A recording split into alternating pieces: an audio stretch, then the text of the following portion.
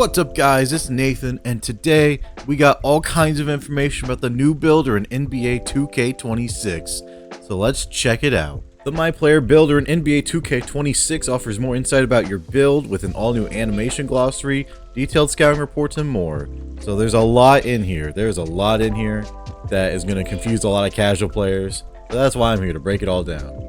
Shape your NBA career with the MyPlayer Builder and explore endless possibilities with all new animations, archetypes, and templates in 2K26. That's all fine and dandy. Let's go to the builder. Your NBA career starts with the MyPlayer Builder. Create a player from scratch or lean on pre-made templates and complete your vision.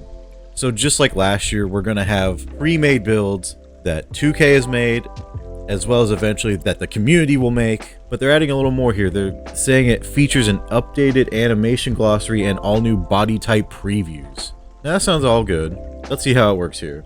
So as you're seeing here, you can just look up a certain player and find all of their animations. If you wanted Tyrese Halliburton's behind the back for some reason, there you go. You can just look it up. When you create your own MyPlayer from scratch, the new animation glossary will list every animation with details, attribute, and height requirements. So this just reads like a huge quality of life enhancement. So you don't have to have 2K Labs or some other website pulled up right beside you as you're making your build. All of that is just in the game. There are numerous outcomes with the MyPlayer Builder. This year, each create your own build will sift through dozens of NBA player comparisons before choosing the best animations associated with the suggested players and assign them as default animations for a more enjoyable and streamlined experience. Okay, this seems like just a new player feature. Like, seasoned veterans of the game are probably not going to get a whole lot out of this, because what 2K finds as like good animations early on isn't usually what the meta ends up becoming. So like, yeah, it's fine if you want to test the build around. Sure, you're not just using, you know, basic dribble style basic animations. You're using like Steph Curry or Jalen Brunson or whatever. So like, it's fine, but people that really get into the weeds of the builder are probably not going to get a whole lot of use out of. I see build by badges is the next category, and man, I'm be honest, I don't like how this looks. I miss all the bars going up. Now it's just numbers. You can clearly see all of the attributes. They are all the exact same as last year, but here at the bottom half of it, you can see there's like a menu inside this menu. So badges, takeover, I think those were in last year's game as well. Now you have build by badges. So basically what this is going to do is, let's say you want your shifty shooter at Hall of Fame, right? And if your build can get up there with the, you know, the physicals, or the height and weight, I should say, you can get up to whatever. So let's say you wanted this Hall of Fame shifty shooter. Well, then you click this, and then you can hit either 96 mid-range shot or 96 three-point shot, and if you whatever one you select, it just automatically goes up there, and it puts like a pin next to the attribute up here. So that is going to help so much with making builds and comparing, you know, around the edges. You know, oh, what if I take this one down and oh, that accidentally took off my three-point shot by one. Now I gotta put it back up and see what else was.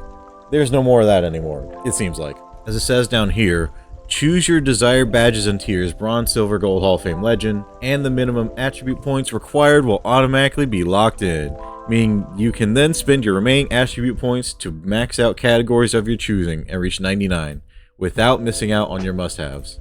Yeah, that is another quality of life thing. It's not the most elegant solution, I would say, but it's a lot better than it's been. It's a lot better than it's been. Now this part, I'll be honest, I don't care about. Body types are mostly like aesthetics anyway. I don't think they really impact the gameplay, but yeah, you can choose your body type, hooray. As it says down here, you still have to unlock body types by doing the Gatorade workouts. Here's where I'm looking at changes like this, not even changes, but like features like this. This is a video game at the end of the day that's trying to sell you lots of things. They're trying to sell you shoes, they're trying to sell you VC, they're trying to sell you things in real life, they're trying to sell you things in the game, and a lot of that goes back to retention rate. How long are people playing the game and being exposed to all these advertisements? Well, if you gotta do Gatorade gym workouts, then you're gonna be seeing that for like several weeks at least. And if it's like 2K25 was, you're gonna be seeing that thing every day. Going right by the Gatorade gym every day. So let's go into build templates, because this is kind of fun. This is fun. So essentially they're saying it's the same as last year. You have NBA builds, play like your favorite NBA players with NBA templates. You know, that's fine. People like those builds, and it's way easier not to get into the weeds of the builder doing that. They're not the best builds, but you know, it's fine. Pro Tuned is the same as it's been. This one excites me. Community builds. Starting in Season 2, new templates submitted by some of the best build makers in the NBA 2K community will be added into the mix, showcasing creativity, originality, and competitive playstyles. Stay tuned to learn more about the new submission process and how you can submit your MyPlayer build for a chance to be featured in 2K26. This is awesome. I'm gonna submit builds. I don't know I don't know if they're gonna get added, but this is great. This is actually a good way to like bring the community together, because right now you go into 2K25 and you look through the community builds, and maybe it's different for other people. I don't know. I don't be following 2K like content creators like that, other than a few of them. Most of those people I did not know. I straight up had no idea who they were. And a lot of them were featured in like 2K TV over the last season. I still didn't know who they were. So we're gonna have to, like I said, learn more about that new submission process. If that's community based or that's 2K picking builds, I don't know. But it could be a good way to get the community more involved. Who knows? We'll see. Scouting reports, like a very good quality of life change, I think. Final step in the MyPlayer Builder is a new scouting report feature to help you understand what type of build you made. It displays your best badges and attributes and coaches you on your strengths and weaknesses. For example, if you make a point guard with a low pass accuracy rating, the builder will flag this as an area of concern and potential detriment to your teammates. That's funny. This is the scouting report. Mostly the stuff on the right here. This stuff on the right kind of reminds me of when you're looking at the Pro Tune builds, I believe, in 2K25. It'll have like a simple view where it has your top attributes and like a grade instead of the numbers. Stuff like that. Kind of reminds me of that. But this is like an evolution of that. You've got your go-to badges, which I have to assume are your 3 highest, but I'm not certain on that. You got your top attributes, like I just said. It's going to be similar to those Pro 2 ones last year. And then at the bottom, you got strengths and weaknesses. So I think this is really cool. And this is something I really like in sports games, where it's like, you know, you can see the numbers, but how do you really evaluate them? How do you make sense of the numbers? And this could help people that are kind of, you know, learning basketball, trying to learn their build, what it's good at, what it could be better at, things of that nature. So I really like it. And these strengths here, it says their strengths are relentless downhill dunker, super accurate 3-point shooter, wins point of battle attacks, handles have flair and control. Point of battle attacks? That seems backwards. Shouldn't it be point of attack battles? I don't know. And then weaknesses, rarely disrupts the ball with any purpose, lack of passing vision on the court. I'm assuming every build is going to have at least 1 or 2 weaknesses. Top left says shades of, and you got your 3 players. Now, this is like the least flashy way of pulling up the shades that I have seen in like any 2K game that's had it. It's just, here they are. Here's the team they're on. Not even a picture of the players. Maybe that shows up before this screen pops up. I have no idea. Then the archetype is a 2-way 3-point slasher, which I believe is a new archetype name. I don't think we've seen that. At least it wasn't in 25. So I really like this screen. I just kind of wish they had, you know, player pictures of like these shades at least. I don't know. That's just me. Height balancing. The game is growing literally.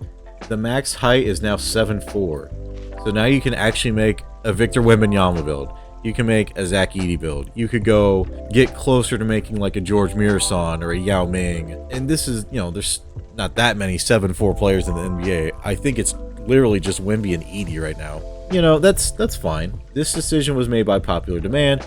However, the MyPlayer Builder has been balanced to ensure that all height measurements, short and tall, can be effective against anyone on the court and encourage more build diversity. Badges, takeovers, and cap breakers. Take your game to the next level with all these. These specialized boosts can be equipped and used to activate special abilities on the court and improve your builds throughout the year for fresh playstyles. Same as it's been. Same concept. Badge perks. You got badge perks that boost your badges even further, even after they've reached their max potential. Okay? Max +1 and Max +2. Max +1s are back, and now there are new Max +2s. They work just like the sound. Max +1s push badges 1 tier beyond their max potential, and Max 2s take them 2 tiers higher. Got a badge that's maxed out at gold? Max +2 perk can boost it all the way to legend. So that's going to be crazy, because I wonder how many people are really going to be like, okay, I'm not putting any badges above gold, for instance, because I'm relying on these max plus 1 and max plus 2s to get them like really good. That sounds like a recipe for a very well-balanced build that is really good at a few things. These next 3 are going to be the rotating badge perks for each season. Got Takeover Surge, Hot Start, and Clutch Gene. Takeover Surge, badges equipped with this perk will be boosted 1 tier beyond their max potential while you have Takeover level 5 active. If it's as hard as it was last year to hit Takeover level 5, this one ain't gonna get a lot of use. I'm hoping they made it a little easier to get and preserve, because a lot of times what would happen is specific positions, of course, but let's say you're on like a wing. You're on like a shooting guard or small forward. A lot of games, it would be so hard to get Takeover level 5 just because you don't get the ball as much in certain situations. But when you do, you get it with like 30 seconds left in the quarter. A possession or 2, you'd have it.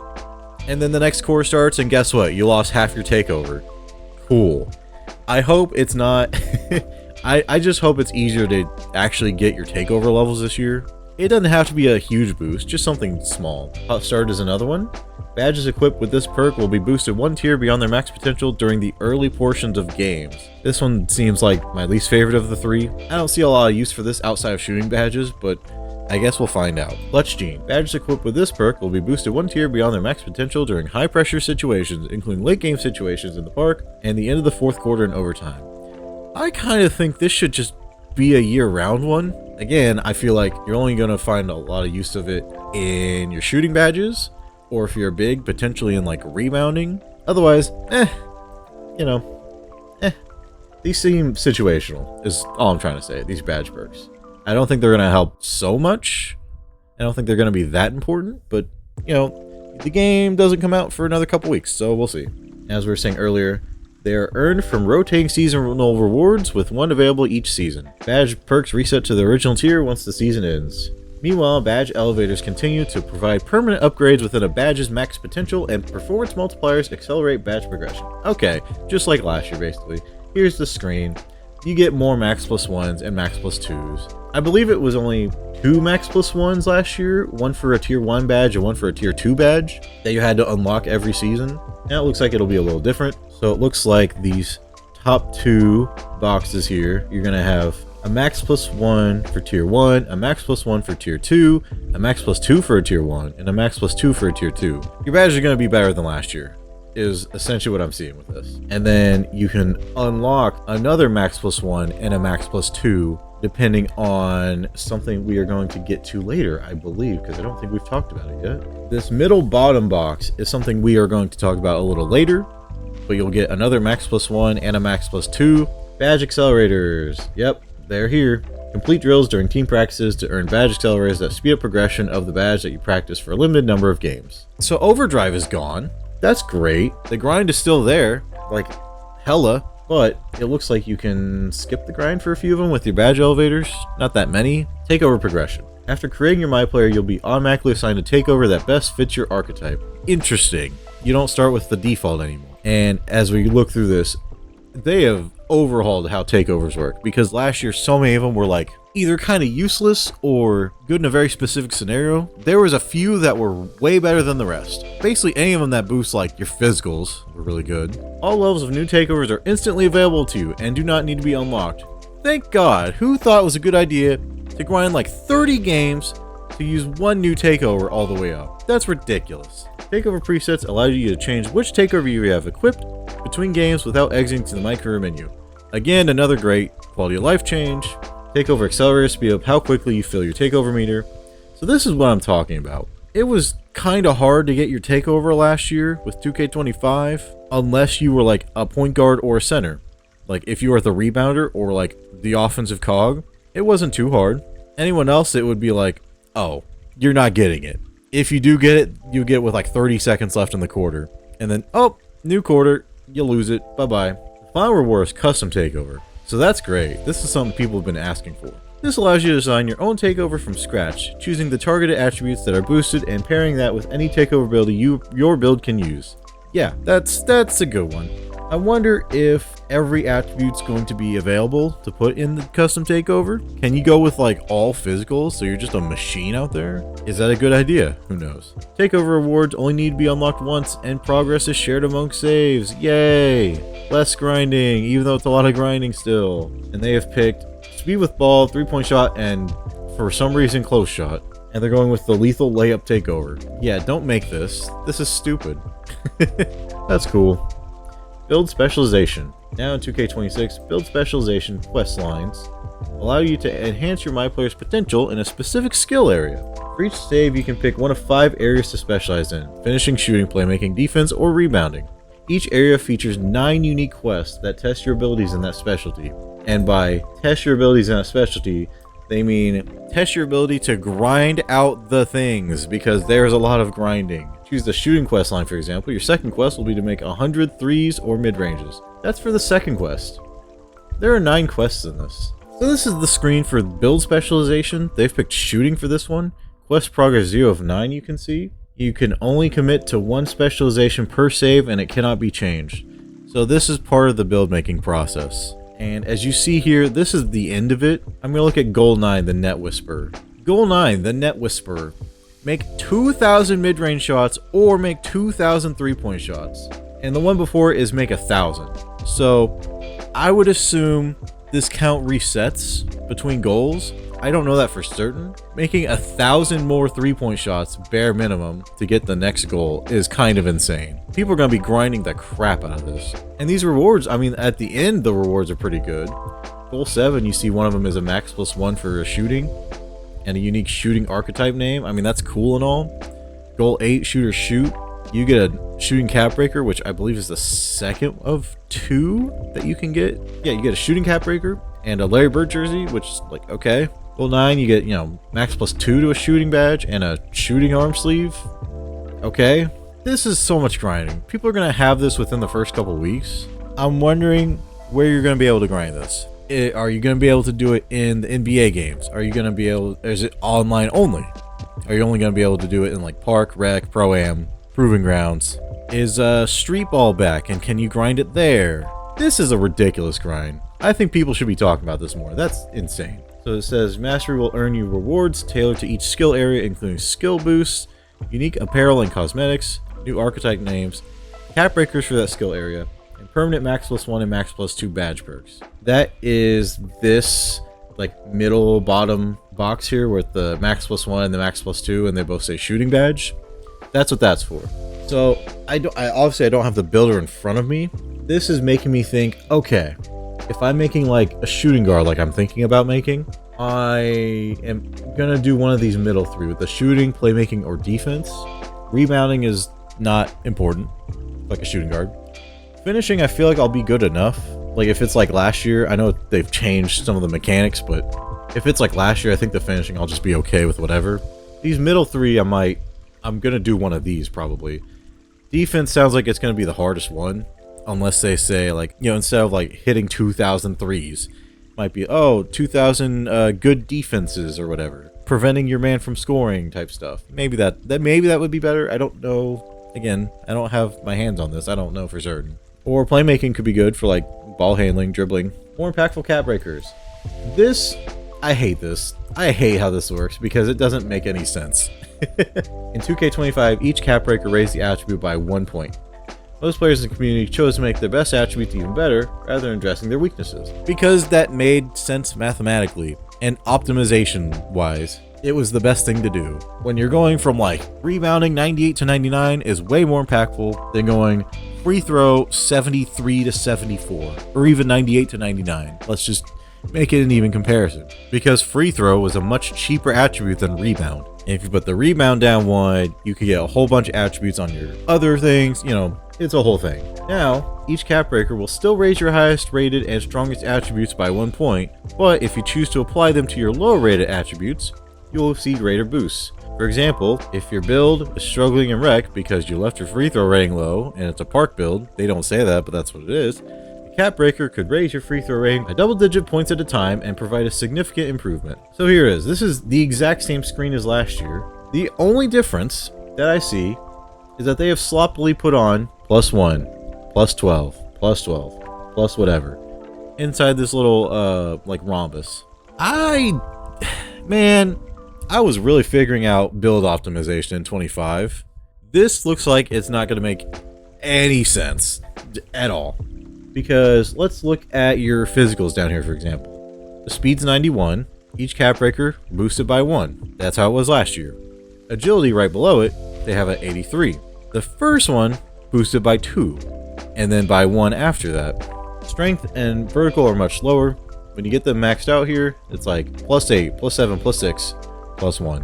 Vertical starts to 61. And then all of the cap breakers are more than 1. Free throw is a better example because they started at 44 free throw for some reason. 1 cap breaker on it boosts free throw by 11. And then by 9, 7, 7, 5.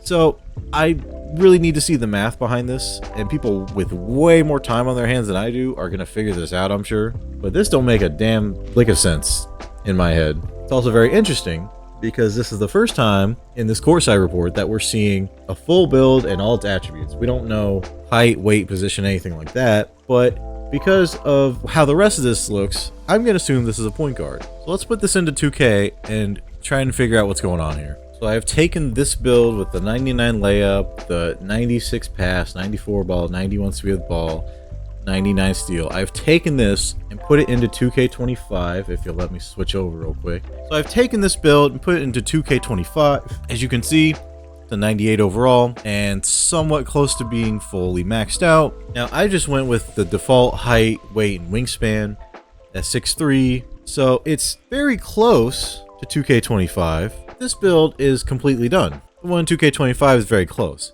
So this makes it seem like small guard builds were nerfed very slightly. It was tuned a little bit down because well, first of all, this is a horrible build. Why would you make a guard with like no shooting and no dunking? But that aside, well, it does seem like the small guards were nerfed a little bit, but they might still be good. I'm hoping that brings along with it a buff to some of the other heights. You know, 6'5" was infamously really bad in 25. You know, it was better to go either 1 inch down or 1 inch up for more attributes. Now they're saying, all right, so your build starts out maybe a little worse, but if you use the cap breakers, they could potentially end up being way better depending on how you build it. And they put a refresher in here as well. Say cap breakers have a few restrictions to enhance a balanced gameplay experience.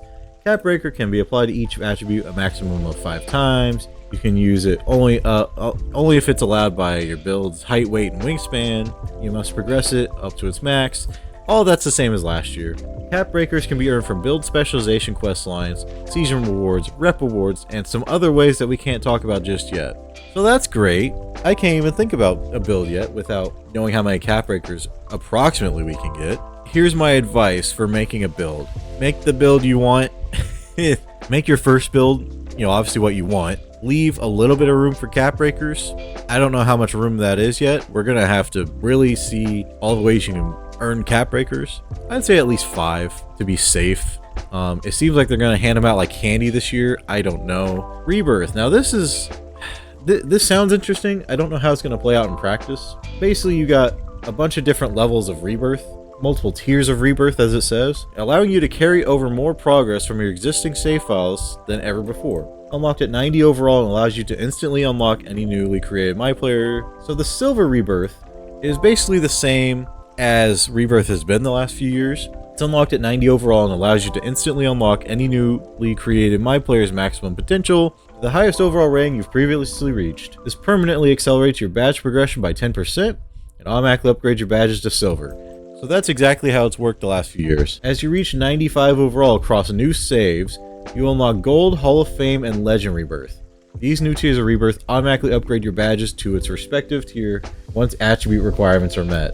It seems like you can unlock these on your first build. My guess is that you only unlock Legend after like 5 saves, or something of that sort. It might be 10, who knows? It'll help the grind maybe in the long run. In the short run, it's still a grind, you know, similar to what it's been. Maybe a little harder because of what we've talked about earlier. But this seems like it's good for people that pour their life savings into 2K and like make a crap ton of builds.